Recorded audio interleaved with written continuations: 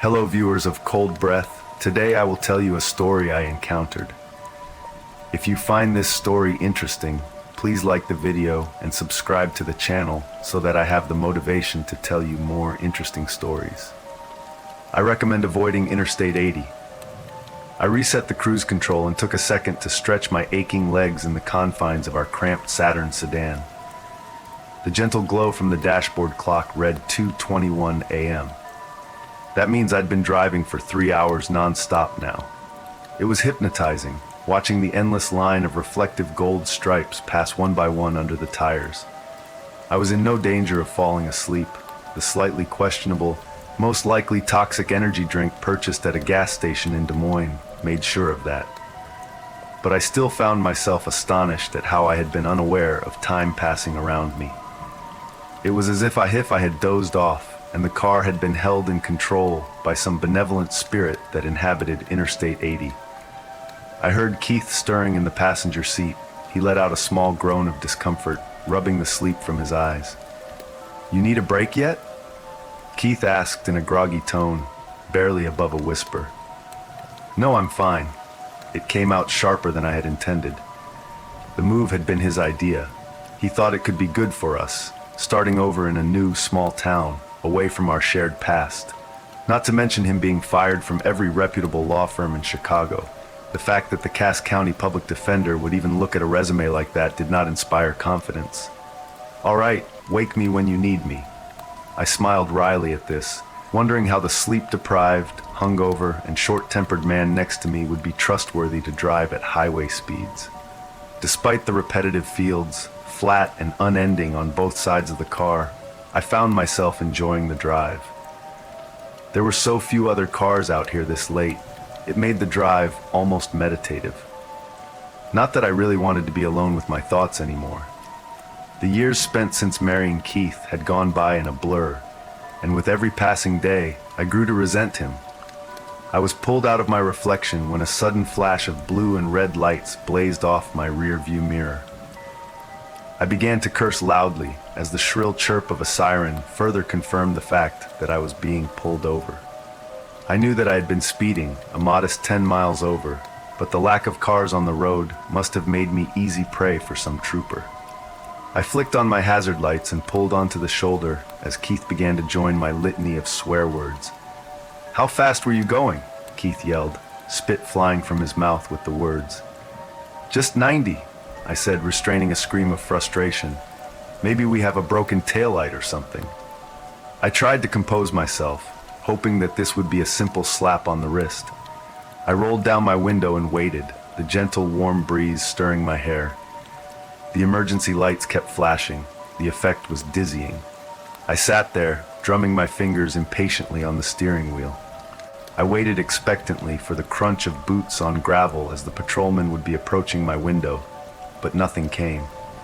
I heard only the sound of wind rustling the corn stalks. It sounded like whispers being exchanged hurriedly. Keith began to sigh as he twisted in his seat to look behind. "Hey, settle down," I muttered. "We don't need to look suspicious. At this point, I don't care how we look. It's 2 fucking a.m., and every second we spend here is time we should be heading to our new home." I almost laughed at his use of the word home, but instead I just reserved myself to sitting, staring straight ahead as we waited in silence. I glanced at the clock on the dashboard again, 2:50 a.m. We had been sitting here for 10 minutes, and aside from the blinking lights that cast flickering, ghoulish shadows across the road in front of us, there was no sign of life from behind. I felt my stress level rising, trying to imagine what was taking so long. Was he running our plate? Was he just procrastinating because he could? "Don't worry, Barbs," Keith said with a grin as he leaned his seat back. "He has less than 50 minutes to detain us, then we can go." I tried to force a chuckle, imagining the absurdity of that happening, but I became increasingly worried as time ticked past. It was 3:15 now, and silence covered the whole scene like a sheet. Keith had gone from nervous to smug to irate. He continued his fiery rants on our rights, case law, and how unfair this was. I nodded and tried to play along, trying to stifle the fear that had been creeping up on me as we sat on the side of the road.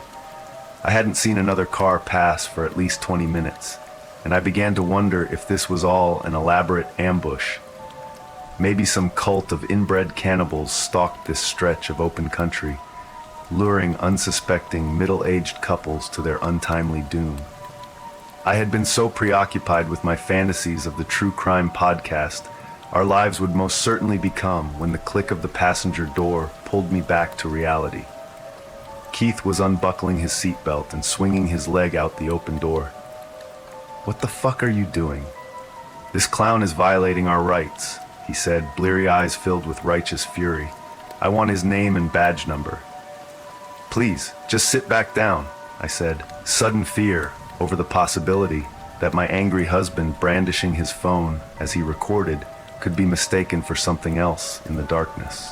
Keith just shook his head in disgust and turned, the strobing lights distorting his face into a gruesome, ghostly imitation.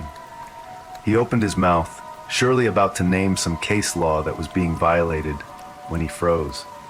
He didn't even scream as the long, dark tendril shot through his heart. It looked almost like the branch of a tree in winter, all jagged edges and brittle-looking twigs splintering off in different directions. I felt the hot, sticky blood splash over my cheek as I watched in terror as a second, third, and then more than I could count began to drive into him like needles. In seconds, Keith was reduced to an unrecognizable, bloody pincushion, and then he was gone, dragged silently into the night by those hideous tentacles. I didn't even realize I had been screaming until I stopped, gulping in the air desperately as I shifted the car back into drive. I didn't have time to process my husband's gruesome fate. I needed to focus all my attention on escaping this thing. The lights and sirens were gone, but I somehow knew it was still behind me, leaping from shadow to shadow in between the sporadic streetlights. The road stretched ahead. I desperately looked at the navigation on my phone screen, trying to see the nearest human civilization was. It looked like I was 10 minutes away from the town of Stewart, barely a dot on the map, but as long as there were people, I knew I would be safer. I pressed harder on the gas pedal, watching the scenery blurring around me as I began to exceed 100 miles per hour. I sobbed quietly, despair and horror clouding my mind. It was terrible, watching someone, a human being, so casually reduced to a pile of unthinking meat in seconds. I could only pray that he died instantly, that he didn't feel those wickedly barbed thorns reaching through his skin, pulling him away to be devoured by something unimaginable. When I saw the distant glow of the Chevron gas station at the edge of town, I began laughing in relief. It wasn't that I thought the minimum wage gas station worker would be able to fight off this demon, but at least I wouldn't have to face it alone. I threw the car in park and sprinted to the double glass doors, trying to outrun the slithering noise that seemed to come from every direction at once in the darkness. I ran in, seeing the attendant standing behind a small counter. He saw me and immediately smiled, raising his right hand in a friendly wave. I slowed to a brisk walk as I approached the counter, words tumbling from my mouth in an incoherent ramble. Despite my desperation to get help and find some haven from this monster, I noticed the strangeness of the employee. Through my breathless account, he continued to just sit there, smiling, waving his right hand, seemingly oblivious. My words started to trail off as I stared at the figure, unsure of what to make of his odd behavior, when I noticed something that froze me in utter fear and disbelief. The man's arm, still waving slowly back and forth, was suspended on a wire-thin, coal-black string of tissue. It was the same sort of black tentacle that had pulled Keith to his death. I started to back away, noticing that his whole frame was held from the ceiling by a myriad of these dark tendons. Even the corners of his wide, static smile were held up by the two pinpricks of shadow in his cheeks. My backpedaling turned into an all-out sprint as more of these things began to whip down from the ceiling at me. I held my hands over my head protectively, feeling the sharp burn as my skin was flayed. I barely made it out the front doors, stumbling back to the still glowing headlights of my car. I yanked the door open, jumping into the driver's seat as I watched the glass at the front of the gas station shatter apart. As I sat there, I began to feel a wet, warm stickiness spread along my back and upper legs on the seat. I wondered if I had been cut more severely than I thought when I looked down to see a yellow, viscous substance oozing out of the cushions. I gasped, feeling the stinging burn on my finger as I touched it. Then I noticed that the whole interior of the sedan was just wrong. The dashboard and steering wheel looked to be carved out of some sort of dark wood-like material. The seats no longer looked like synthetic leather, but a pinkish hue of uncooked meat. I tried to climb out, a panicked cry rising in my throat when the seatbelt wrapped around my forehead and pulled me back into the cabin. I fought, writhing, struggling against the bonds, hoping pitifully that I could somehow escape this nightmare. I felt my jaw dislocate, the pain almost causing me to pass out, but it gave me just enough room to slip my head out and jump out the still rolled down side window. I could hear a great rumbling sound. I could feel it through the asphalt as I limped down the side of the highway. Just when I began to consider simply lying down and accepting that I could only delay the inevitable, I saw a pair of white headlights moving down the road.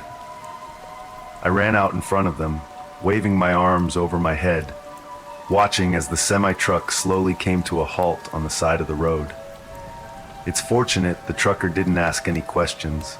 A look of understanding on his face, seeing my battered and bloody frame, I wouldn't have been able to talk anyway.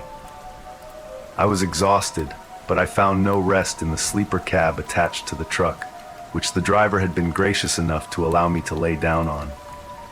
Instead, I found myself staring out the window, watching the sun rise as fields of corn swayed gently in the wind. I shuddered as I thought about the miles of roots spreading below the road in the dark, moist soil.